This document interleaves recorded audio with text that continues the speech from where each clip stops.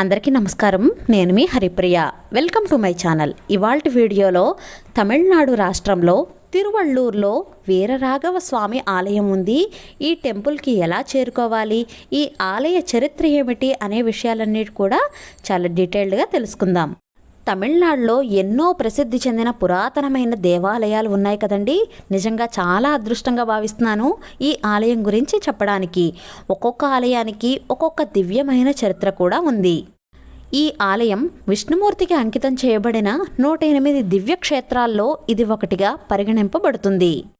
ఇక్కడ విష్ణుమూర్తిని వీరరాఘవ పెరుమాళ్లుగా, అతని భార్య లక్ష్మీదేవిని కనకవల్లి తాయారుగా పూజిస్తారు. ఈ ఆలయం చాలా పురాతనమైన ఆలయం. ఈ ఆలయంలో 7 అంచెల రాజగోపురం ఉంది. ఇది గ్రైనైట్ గోడలతో ప్రతిష్ఠించబడింది. ఇక్కడ కొలువై ఉన్న వైద్య వీరరాఘవ స్వామిని 3 అమావాస్యలు వరుసగా స్వామిని దర్శించుకుని ఇక్కడ ఉన్న కోనేరులో స్నానం చేస్తే కనుక దీర్ఘకాలికంగా ఉన్న వ్యాధులు, అనారోగ్యం నుండి ఉపశమనం కలిగి ఆరోగ్యవంతమైన జీవితాన్ని కలిగిస్తారని ఇక్కడి నమ్మకం. అంతేకాకుండా కుటుంబ సమస్యలకు పరిష్కారం, వివాహ జీవితంలో చిక్కులు, ఆస్తులు, భూముల సమస్యలను పోగొట్టడం వంటివి కలుగుతాయని భక్తుల ప్రగాఢ విశ్వాసం. అంతేకాకుండా చాలా కాలంగా సంతానలేమితో బాధపడుతున్న దంపతులకు సంతాన భాగ్యాన్ని కలుగజేస్తారని విశ్వసిస్తారు. తమిళంలో తిరు అంటే పవిత్రమైనది అని అర్థం, ఇవళ్ అంటే ఇవ్వడం అని అర్థం. కనుక పవిత్రమైన దైవం వరాన్ని ఇచ్చిన క్షేత్రం కనుక ఇది తిరువళ్ళూర్ అయ్యింది.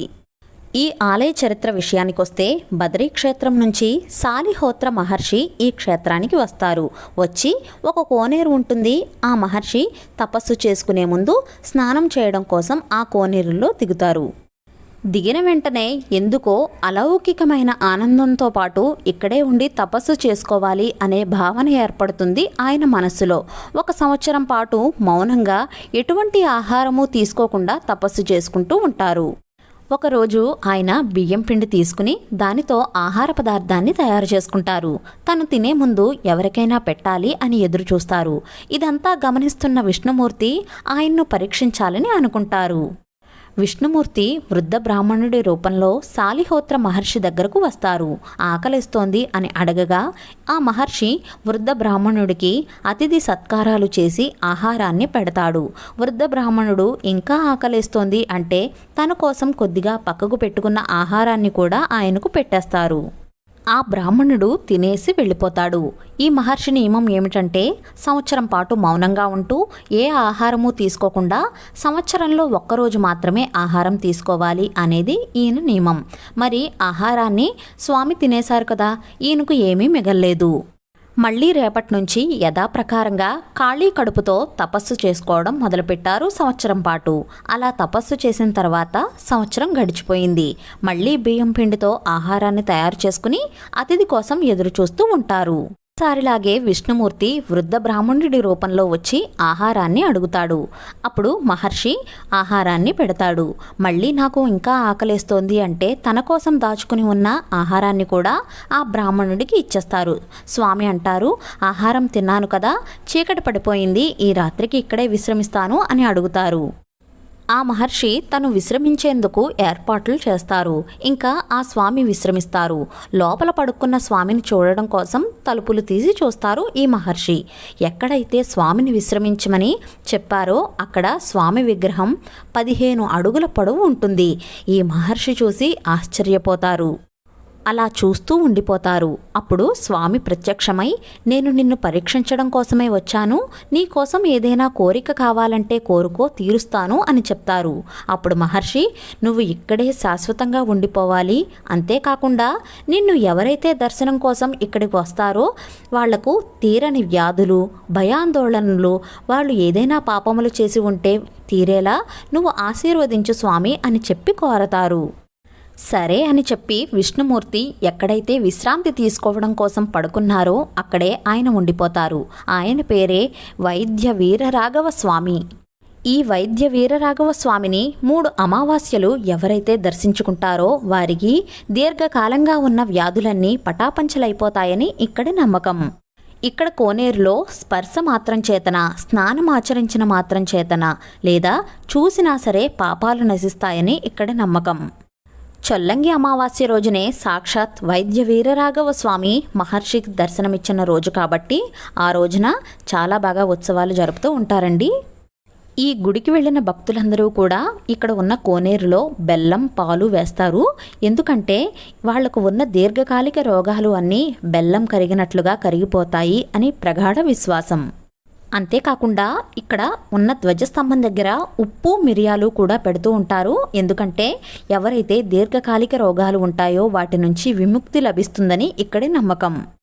చాలామంది ఏం చేస్తారంటే వైద్య వీరరాఘవ స్వామివారి చిత్రపటాన్ని ఇంట్లో పెట్టుకుని స్వామివారి దగ్గర రాగి కడియం కానీ వెండి కడియాన్ని కానీ స్వామి వద్ద ఉంచి పిండి దీపం పెట్టి వీరరాఘవ స్వామివారి అష్టోత్తరాన్ని చదివి పూజ చేసుకుంటారు. ఈ పూజను ఏ అమావాస్య రోజైనా సరే చేసుకోవచ్చు. దీర్ఘకాలంగా ఏదైనా వ్యాధులతో బాధపడుతున్నా ఇంకా ఏదైనా సమస్యలు ఉన్నా ఈ పూజను చేస్తారు. ఆ తరువాత ఈ కడియాన్ని తెచ్చి హుండీలో వెయ్యాలి. అలాగే స్వామికి వస్త్రాన్ని కూడా సమర్పిస్తారు. ఏవైనా తీరని కోరికలు ఉంటే తీరుతాయని విశ్వాసం. ఈ ఆలయం మీద ఉన్న విమాన గోపురం పేరు విజయకోట విమానం.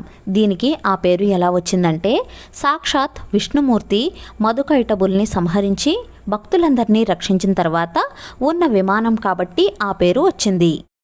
మరొక కథనం ప్రకారం ధర్మసేనపుర రాజు దిలీప కుమార్తెగా జన్మించిన లక్ష్మీదేవిని వివాహం చేసుకోవడానికి విష్ణుమూర్తి ఈ ప్రాంతంలో తిరిగారని మరొక కథనం ప్రకారం శివుని భార్య తన తండ్రి దక్షుడు చేసిన యజ్ఞాన్ని పిలవకుండా వెళ్తుంది కదా. శివుడు కోపంతో తన 3వ కన్ను తెరిచి వీరభద్రుని సృష్టించాడు కదా. ఈ స్టోరీ ఇంచుమించుగా అందరికీ తెలుసు కదా. వీరభద్రుడు శివుడి ఆదేశం ప్రకారంగా దక్షుణ్ణి చంపుతాడు. దాని కారణంగా శివుడు బ్రహ్మహత్యా దోషాన్ని ఎదుర్కొన్నాడు. పాపాలను పోగొట్టుకోవడానికి ఇక్కడ ఉన్న కోనేరులోనే స్నానం చేశాడట. ఇక్కడ ఒకవైపు శివాలయం కూడా ఉంది. ఈ వీరరాఘవ స్వామి మందులు తల కింద పెట్టుకుని ఉన్నారు కనుక వ్యాధులు నయమవుతాయి అని అంటారు. కింద మహర్షి ఉంటారు. స్వామి ఆశీర్వదిస్తున్నట్లుగా ఒక చెయ్యి స్వామిపై వేసి ఉంటుంది. ఇంకొక చెయ్యి ధ్యానముద్రలో ఉండి బ్రహ్మకు 4 వేదాలు బోధిస్తున్నట్లుగా ఉంటుంది. ఎంతో అద్భుతమైన ఆలయం అండి ఇది. గర్భగుడిలో బ్రహ్మదేవుడు కూడా మనకు కనిపిస్తారు. స్వామివారికి అభిషేకం గంధపు నూనెతో చేస్తారు. ఎలా వెళ్ళాలి అంటే తిరుపతి నుండి 100 కిలోమీటర్ల దూరంలో ఉంది. చెన్నై నుండి 40 కిలోమీటర్ల దూరంలో ఉంది. తిరువళ్ళూర్ రైల్వే స్టేషన్ నుండి ఈ గుడి 4 కిలోమీటర్ల దూరంలో ఉంది. స్టేషన్ నుండి బయటకు వచ్చిన తర్వాత ఏదైనా ఆటోలో వెళ్ళొచ్చు.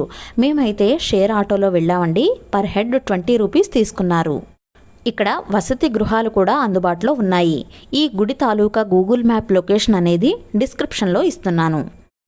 ఎంతో అద్భుతమైన ఈ ఆలయాన్ని ప్రత్యక్షంగా దర్శించి ఈ ఆలయ విశేషాలను మీతో పంచుకోవడం, వీరరాఘవ స్వామివారి గురించి చెప్పడం చాలా అదృష్టంగా భావిస్తున్నాను. మీకు వీలుంటే ఒకసారి అయినా ఈ వీరరాఘవ స్వామివారిని దర్శించుకోండి.